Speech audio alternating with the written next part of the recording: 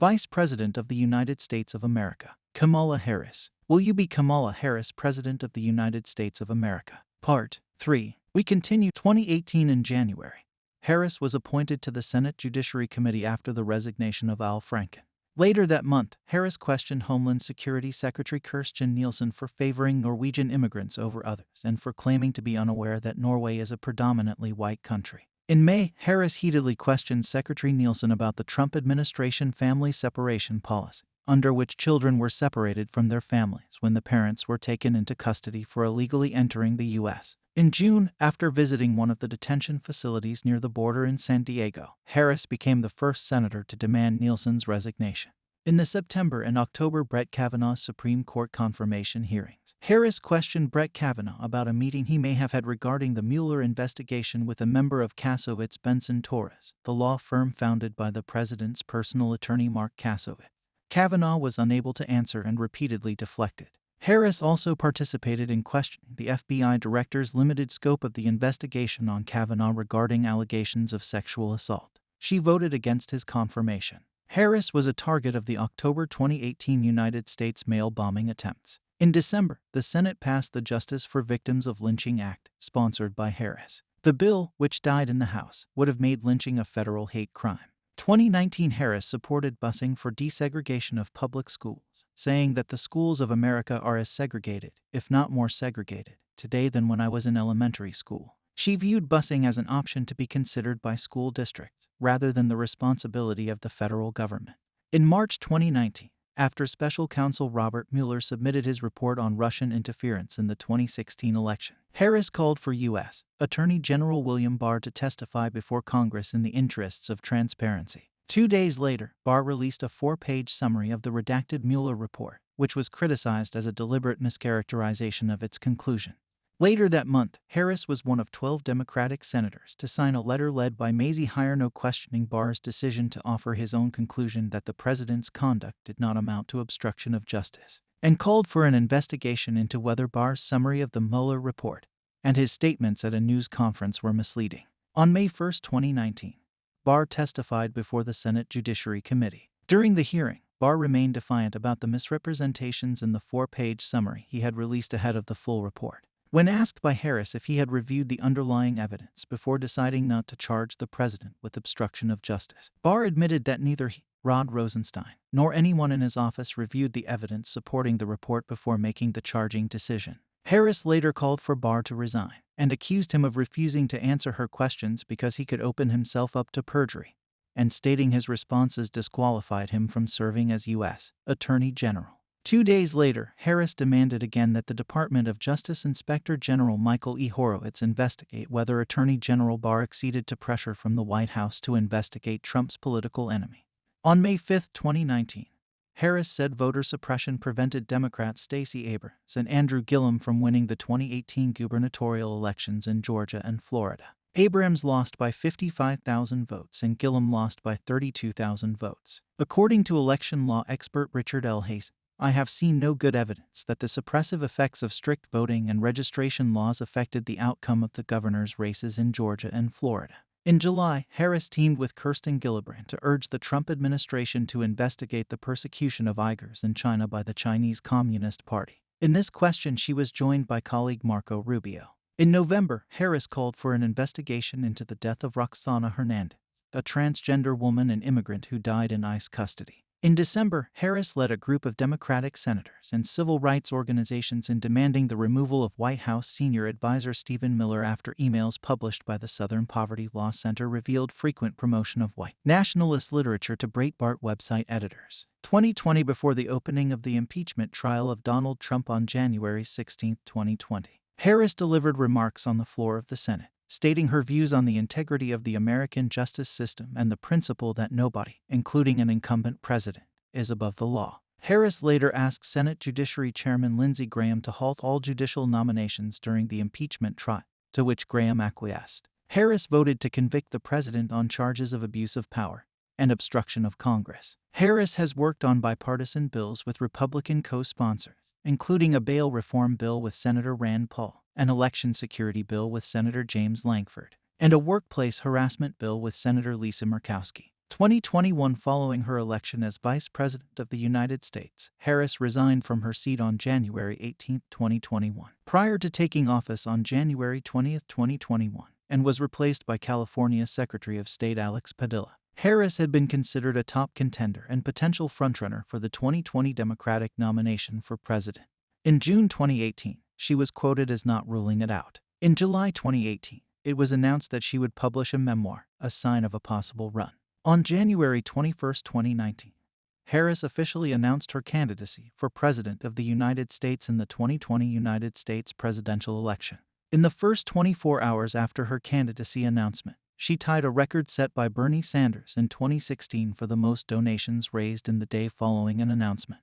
More than 20,000 people attended her formal campaign launch event in her hometown of Oakland, California, on January 27, according to a police estimate. During the first Democratic presidential debate in June 2019, Harris scolded former Vice President Joe Biden for hurtful remarks he made, speaking fondly of senators who opposed integration efforts in the 1970s and working with them to oppose mandatory school busing. Harris's support rose by between 6 and 9 points in polls following that debate.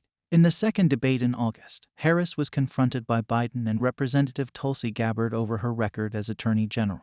The San Jose Mercury News assessed that some of Gabbard's and Biden's accusations were on point, such as blocking the DNA testing of a death row inmate, while others did not stand up to scrutiny. In the immediate aftermath of the debate, Harris fell in the polls. Over the next few months, her poll numbers fell to the low single digits. Harris faced criticism from reformers for tough-on-crime policies she pursued while she was California's Attorney General.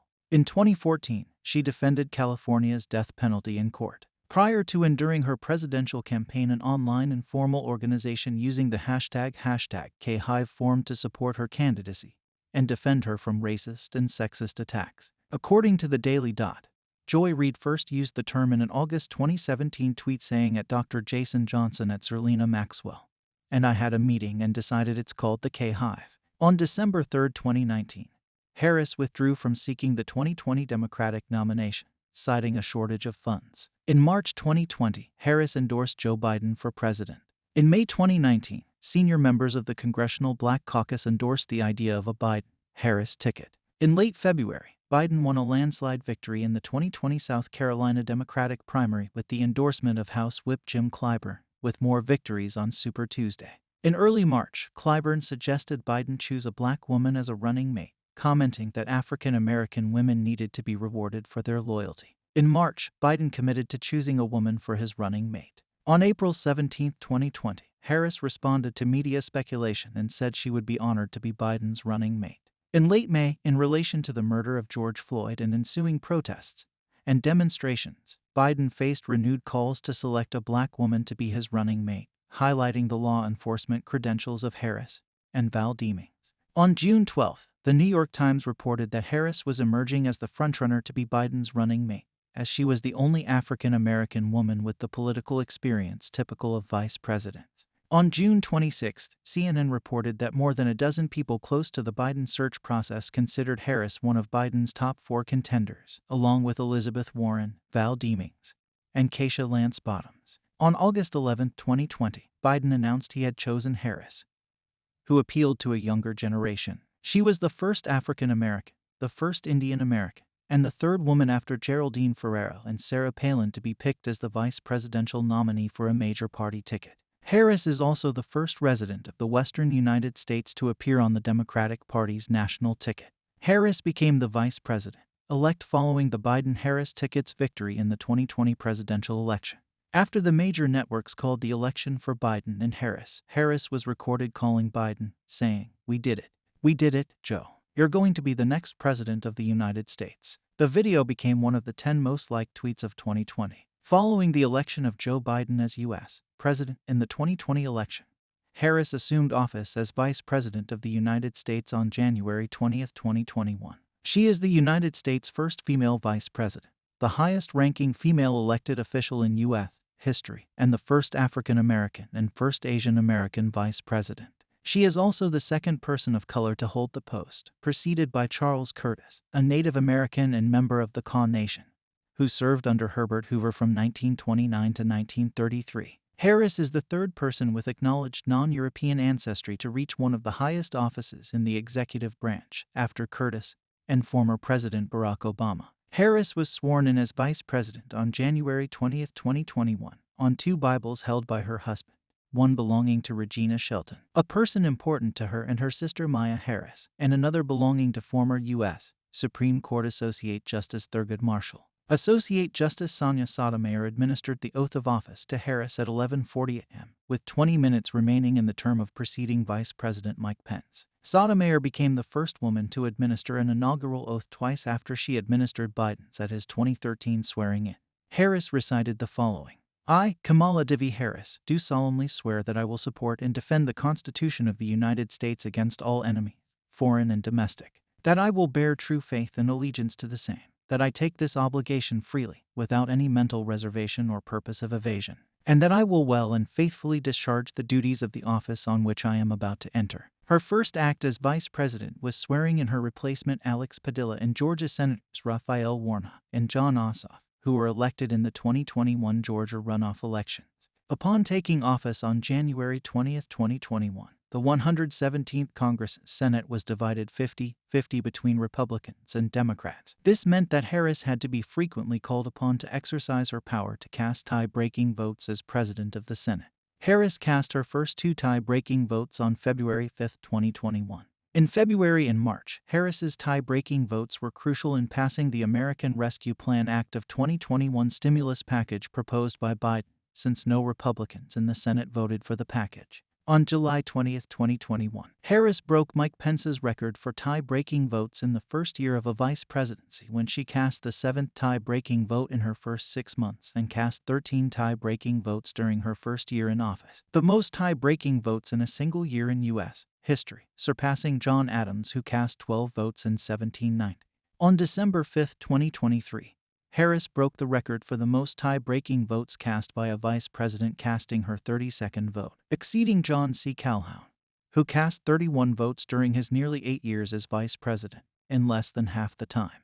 On November 19, 2021, Harris served as acting president from 10:10 to 11:35 a.m. EST, while President Biden underwent a colonoscopy. She became the first woman, and the third person overall, to assume the powers and duties of the U.S. presidency under Section 3 of the 25th Amendment. As early as December 2021, Harris was identified as playing a pivotal role in the Biden administration, owing to her tie-breaking vote in the evenly divided Senate, as well as her being the presumed frontrunner in 2024 if Biden was not to seek re-election. On March 24, 2021, Biden named Harris to work with Mexico and Northern Triangle nations to curb the current flow of migrants to the U.S.-Mexico border and develop a long-term solution. Harris conducted her first international trip as vice president in June 2021, visiting Guatemala and Mexico in an attempt to address the root causes of an increase in migration from Central America to the United States. During her visit, in a joint press conference with Guatemalan President Alejandro Giammattei, Harris issued an appeal to potential migrants, stating, "I want to be clear to folks in the region who are thinking about making that dangerous trek to the United States-Mexico border, do not come. Do not come." Her work in Central America led to creation of task forces on corruption and human trafficking, a women's empowerment program, and an investment fund for housing and businesses. Republicans have incorrectly claimed Biden appointed Harris as a border czar to be responsible for security along the U.S.-Mexico border. In April 2023, Harris visited Goddard Space Flight Center in Maryland with South Korean President Yoon Suk-yeol and agreed to work to strengthen the space alliance between the United States and South Korea. We renew our commitment to strengthen our cooperation in the next frontier of our expanding alliance, and of course that is space, Harris said at a joint news conference with Yoon. In November 2023, Harris pledged that the Biden administration would place no conditions on U.S. aid to Israel in its war with Hamas in Gaza. In March 2024, Harris criticized Israel's actions during the Israel-Hamas war, saying, "Given the immense scale of suffering in Gaza, there must be an immediate ceasefire for at least the next 6 weeks. This will get the hostages out and get a significant amount of aid in." In May 2021, Harris became the first female commencement speaker at the United States Naval Academy. In May 2023, she became the first woman to give a commencement address for West Point. Harris' term in office has seen high staff turnovers that included the departures of her chief of staff, deputy chief of staff, press secretary, deputy press secretary, communications director, and chief speechwriter. An anonymous source said that they resigned because they and other staffers often feel mistreated by senior staffers. Simone Sanders, senior advisor and chief spokesperson for Harris, pushed back against the complaints and defended their management style, especially for giving opportunities to Black women. Sanders herself resigned from her position in December 2021. Critics alleged that the high rate of resignations reflects dysfunction and demoralization caused by Harris' abrasive management style, and was characteristic of her tenure as California Attorney General. Citing unnamed individuals close to the vice president's operation, Axios reported that at least some of the turnover was due to exhaustion from a demanding transition into the new administration, as well as financial and personal considerations. During her tenure, Harris has had one of the lowest approval ratings of any vice president. According to a Real Clear Politics polling average, as of April 2024, 39% of registered voters had a favorable opinion of Harris and 55% had an unfavorable opinion. In 2024, a video clip from 2023 went viral of Harris saying, "You think you just fell out of a coconut tree. You exist in the context of all in which you live and what came before you," while swearing in the President's Advisory Commission on Advancing Educational Equity, Excellence, and Economic Opportunity for Hispanics. The full context of the quote refers to a personal anecdote that was told near the end of the speech, which concerned the importance of addressing the needs of parents, grandparents, and communities as part of educational equity. Harris' shift in tone from light to serious, and the unusualness of the quote out of context, garnered a variety of reactions, and has since been used both derisively and as a show of support. I stop at this point today. Until next time, stay curious, stay informed, and keep exploring the world's incredible stories. Soon we will publish Part 4. Thank you for watching. I hope I added something to you.